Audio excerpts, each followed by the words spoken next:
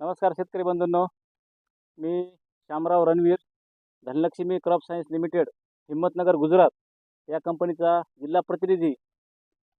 आज आपण पालम पालम येथील गावाची निवड केली आहे.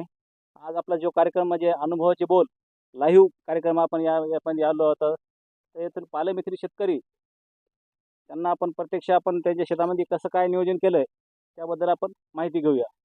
काका, आपलं पूर्ण नाव, अप्पाराव लिंबाजी देवटे, राहणार पालम. Mobile number. मोबाईल 89 75 34 44 09.